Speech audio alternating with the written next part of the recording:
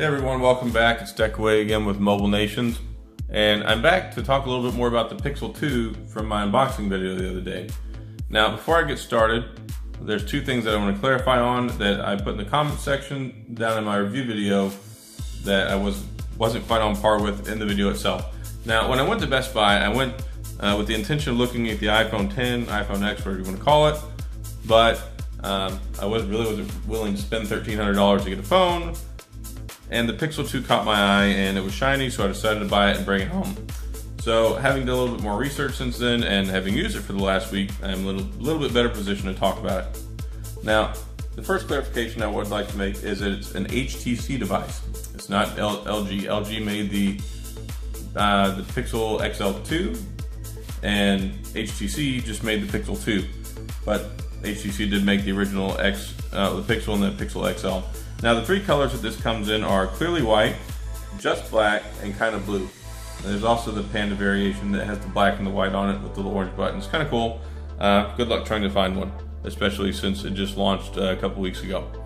Now, getting into the device a little bit more, some of my initial impressions on it, I did like a lot. This still kind of throws me off with the volume rocker on the bottom and the power button on the top. It makes sense when you're holding the device because your thumb is right there. It rests naturally on the power button. But then it's completely unnatural to reach down and use the volume buttons, and I'm accidentally hitting, well, not accidentally hitting them, but I want to push them all the time and think that it's the power button. So it does kind of throw me off, but I am happy, like I said, there's no virtual assistant button over here. But it does have a virtual assistant and the Google Assistant, which is kind of neat, and it has the squeeze feature like the HTC U11. Go figure, the Pixel 2 made by HTC has a squeeze feature. So if you want to use the squeeze feature, right down here in this area, you just squeeze. You can set the sensitivity. When you squeeze it, it pulls up the Google Assistant, which is going to... So I can't help you with that at the moment. Wow. Well, I turned it off for the review, so I'm not getting all sorts of pop-ups and notifications and calls. But unlike the HTC one where you can set it, or the U11 where you can squeeze, a short squeeze or a long squeeze and do different functions, it doesn't matter what you do. If you do a squeeze and hold or a short squeeze, it always pulls up the Google Assistant. So you are kind of limited in that regard. Let me see if this brightness makes it a little better on the screen. So some of the things I like about the phone. I do like the front-facing speakers, and I'll give you a little bit better look at those here. It's kind of hard with the light I have, but it's got these two front speakers on the front here, which is a big change up from what you see with a lot of different phones nowadays. Usually they have one on the front, or like the iPhone has the handset speaker, it'll come out, and also the one on the bottom. This has two front-facing speakers, which is about as good as you can get from media. The volume is good. I wasn't initially very impressed with it. I thought that for having two dedicated front speakers that it should have been louder, but it varies from app to app and game to game. So, you know, I've talked before, I like to play alto. The sound's really good in that game, and I like the music that goes along with it, but at the same time, it really wasn't impressively loud.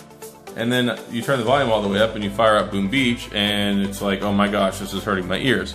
So it really varies on how the software handles the audio and how it's programmed into the actual sound itself. So a YouTube video, movie, they get kind of loud, especially a game, but you want to play alto, it's not too loud. Now, the user interface setting, the UI itself is very simple, and that's one of the big selling points for getting a Google phone is that it is stock, or as stock as you can possibly get. Now, it has the app door, which you swipe up, which is cool. I really like that. I like it a whole lot better than having the button. Of course, you got the software buttons down here, the menu button, the back button, and the home button. And of course, you've got your fingerprint sensor on the back. You've got your camera and your LED flash. If you're wondering, this is a Tech 21 case. You can see there, I can't remember the name of it, but I picked it up at Best Buy. It was $39.99. I'm not usually a big advocate for going out and spending 40 or 50 bucks on a phone, on a phone case, but when you go to the store and you buy a $700 phone, buy something to put it in. Now, if you go through the planning process and you order it online, and you're like, hey, let me go out to Amazon and see what they have available. Typically, I like Rinky cases, I like Incipio cases. There are a couple other ones that I like, but usually they're cheaper and they're more slimline. This one's kind of boxy. and the buttons on it are really rigid. I'll put the information on what model it is down in the comment section so you can have a look at that. So, like I was saying, I like the speakers. The charging port's really unremarkable. The squeeze thing, I'm really not a big virtual assistant fan, but Google Assistant works well. Of course, you need to have the internet on for it to work, as it told me, so it's smart enough to know when it's not connected. I really did get to where I kind of liked Bixby with my Note 8 and my S8 Plus previously, but the Google Assistant works just as well. It just doesn't sound as fancy, I guess.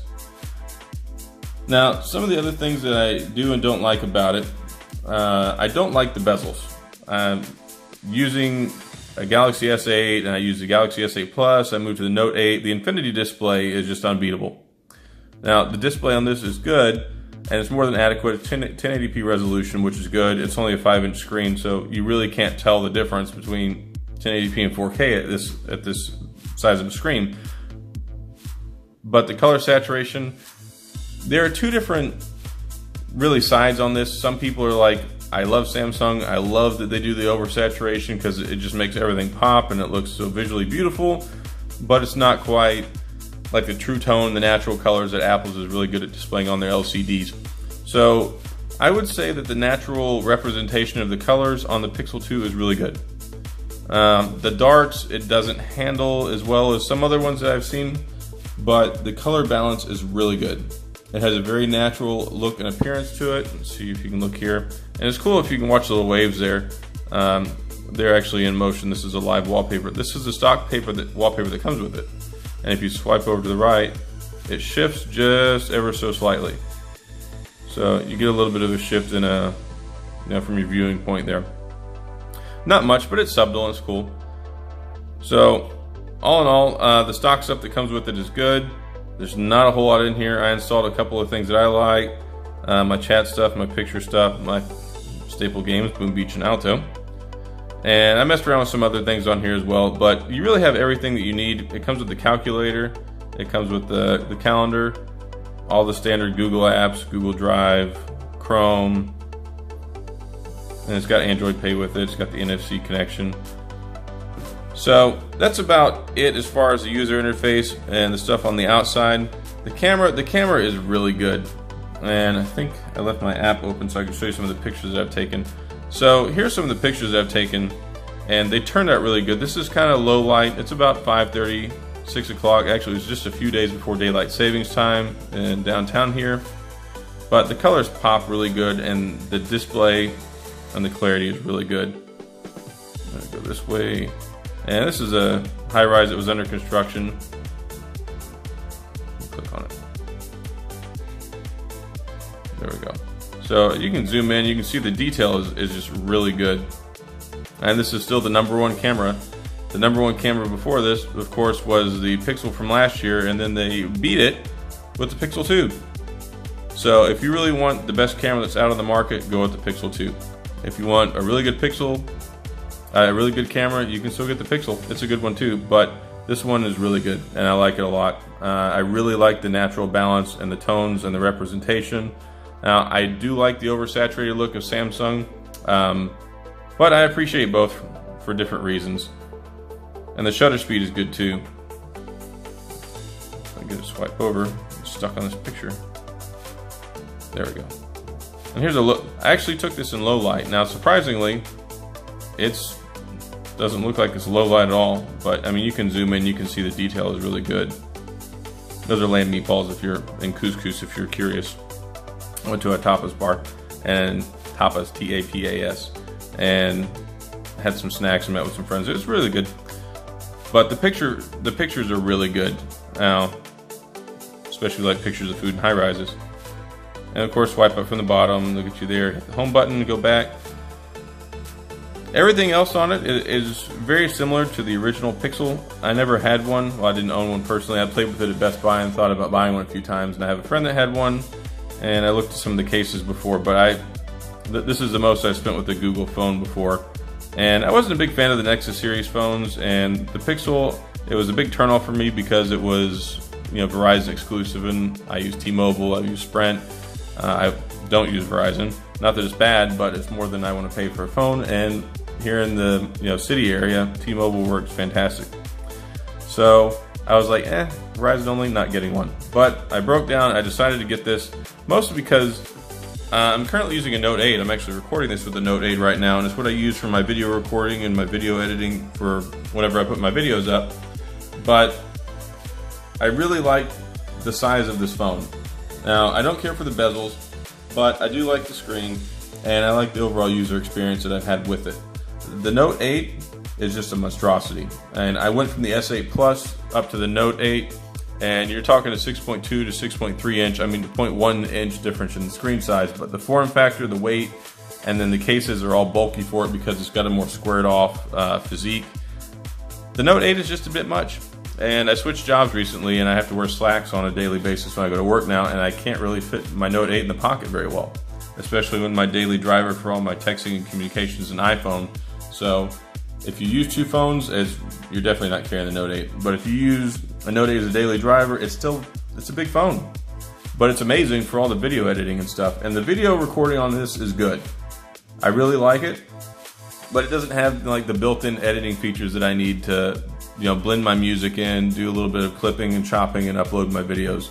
So, not sure which one I'm still gonna roll with from my daily Android driver, but I do really like that this one, it fits in my pockets, it's easy, it's good to go, and it's just all in all solid experience.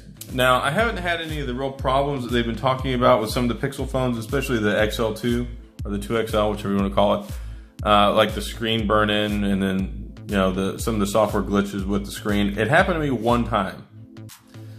And all I had to do, what it was the image was staying, it was like the bar was stuck across the top, and all I had to do was go and close out the stuff, and I was able to get rid of it. So it was a temporary setback. It was kind of caught me off guard because I wasn't expecting it, but it's only happened once, and I've been using the phone for a week.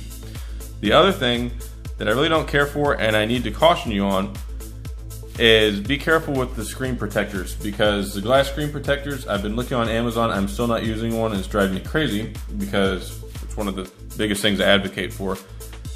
I don't want to scratch my screen, and especially with Gorilla Glass 5, I've used several devices with Gorilla Glass 5. It's very easy to get a small surface scratches on the screen. It's supposed to be more durable, less likely to shatter and all that good stuff, but I found that it scratches easier. Get a glass screen protector, but there's just not a lot of options right now. And I looked around on Amazon, and be careful with the ratings, because a lot of them say 4 stars, 5 stars, and then you go and you look in and the reviews are from 2 months before the phone came out, or they're from the day the phone came out, or 2 days before, and they're all 5 stars and just some generic rating. And then you look at the stuff that's popped out a few days later, and it's like 1 star, 1 star, 1 star, 1 star, and doesn't go on right. It's a piece of garbage, don't waste your money, oh my gosh, it's not what was advertised. So I'm not saying that about any specific manufacturer, any specific screen protector, but just be careful, because it's a consideration that I've had to deal with. And I know a friend of mine that has a Pixel 2, and we're both right now like, where are we gonna get a screen protector? And the only one I know right now, there's one that's like 50 bucks, and there's no way I'm paying 50 bucks for a glass screen protector. So be careful with your phone, look around, find something good. I know Rhino Shield's got one coming out in a couple of weeks, and it's only supposed to be 20 bucks. I'm probably gonna end up going with that one. And if I do, I'll go back and edit the video and put that down in the comment section as well so you can find it. Anyway, I hope this was helpful with the Pixel 2. It's been a learning experience for me for the last week. I really like the device.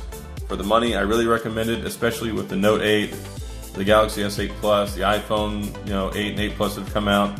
They're all more money. You're talking $700, $800, $900 for a phone. At $699, I can't remember too, $649, $699. Either way, it's a good deal. You get the Snapdragon 835, 4 gigs of RAM. You get the Oreo experience, 8.0 straight out of the box. And of course, you're gonna get the fastest updates because it's straight from Google. So, all in all, great phone, like it. Anyway, if you have any questions, leave them down in the comment section. I'll get back with you. Sorry for the long video, but I covered a lot. And I know I rambled on a little bit, but hopefully it was helpful for you and gave you some insight into some of the different characteristics and features of the phone. So if you're interested, please hit the subscribe button, like it, share it, ask questions. I love when y'all guys ask me questions so I can answer them and hopefully give you the information that you need to make an informed decision. That's all I have for today. As always, thanks for tuning in and have a good night.